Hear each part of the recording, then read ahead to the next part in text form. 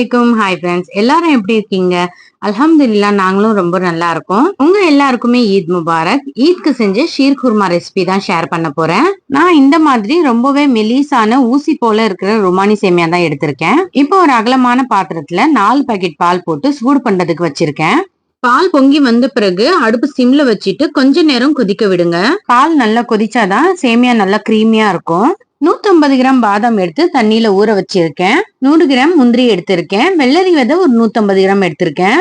முந்திரி முழுசா இருந்தது, அதை கட் பண்ணி வச்சிருக்கேன். ஒரு அடுப்புல பால் சூடு பண்றதுக்கு வச்சிருக்கேன். இன்னொரு அடுப்புல ஒரு பேன் வச்சுட்டு 100 கிராம் நெய் போட்டு சேமியாவை ஒன்னொன்னா போட்டு ஃப்ரை பண்ணிட்டு கோல்டன் ப்ரௌன் வந்த பிறகு எடுத்துருங்க. இந்த மாதிரி ஸ்டேஜ்ல எடுத்துருங்க, கருக விடாதீங்க. இதே மாதிரி ஒன்னொன்னா போட்டு ஃப்ரை பண்ணிக்கோங்க. நான் 1/4 கிலோ சேமியா தான் எடுத்திருக்கேன். இதுவும் ருமானி சேமியா மாதிரி தான் இருக்கும். ஆனா டேஸ்ட் ரொம்பவே நல்லா இருக்கும். ரொம்ப மெலிசு ஊசி போல இருக்கும். இந்த சேமியா எல்லா கடைகளிலும் இருக்கும். சேமியா வறுத்த பிறகு ஒரு பாத்திரத்துல 1 கிளாஸ் தண்ணி போட்டு சக்கரை பாகு ரெடி பண்ணிக்கலாம். ஒரு சமயம் பால் சூடு பண்ணும்போது சக்கரை போட்டா பால் திரிஞ்சிருது. அதனால நான் தனியா சக்கரை பாகு ரெடி பண்ணிட்டு அதுக்கப்புறமா சேர்த்தா பால் கெட்டு போகாம நல்லா இருக்கும். உங்களுக்கு இனிப்பு அளவு எவ்வளவு வேணுமோ அவ்வளவு சக்கரை சேர்த்துக்குங்க. சேமியா வறுத்த அதே பேன்ல 1 ஸ்பூன் நெய் போட்டு முந்திரிய வறுத்துக்குங்க. முந்திரி நல்லா வறுபட்டதும் வெள்ளரி விதை போட்டு வறுத்துட்டு கொஞ்சமா கலர் மாறினதும் எடுத்துருங்க.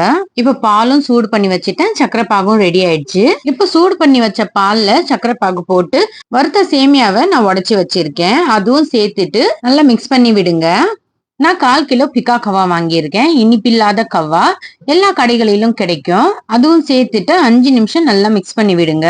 பிக்கா கவா பால்ல தான் செய்வாங்க, அதனால போட்டா நல்லா கிரீமி டெக்ஸ்சரோட இருக்கும். கடைசியா மில்க் மேட் நான் 1/2 டப்பா சேர்த்திருக்கேன். இன்னும் கொஞ்சம் வேணும்னாலும் நீங்க ஃபுல் டப்பா கூட போட்டுக்கலாம். ஆல்ரெடி பாலும் சூடு பண்ணது, சக்கரை பாகும் சூடு பண்ணது, அதனால எல்லாமே சேர்த்து நல்லா மிக்ஸ் பண்ணிட்டு ஒரு கொதி வந்த பிறகு ஸ்டவ் ஆஃப் பண்ணிடுங்க. நிறைய பேர் என்னுடைய வீடியோ பாக்குறீங்க, சப்ஸ்கிரைப் பண்ண மாட்டேங்கிறீங்க.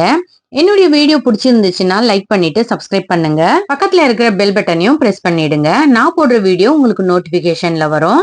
இப்போ வறுத்து வச்ச முந்திரி வெள்ளரி விதை போட்டுக்கலாம். ஊற வச்ச பாதாமோட தோல் எடுத்துட்டு போட்டிருக்கேன். அந்த வீடியோ மட்டும் ஸ்கிப் ஆயிடுச்சு. இப்போ நட்ஸ் எல்லாம் போட்டு நல்லா மிக்ஸ் பண்ணிட்டு கிளாஸ்ல போட்டு சர்வ் பண்ணீங்கன்னா ரொம்பவே டேஸ்டா இருக்கும். இந்த மாதிரி நீங்களும் வீட்ல ட்ரை பண்ணி பாருங்க.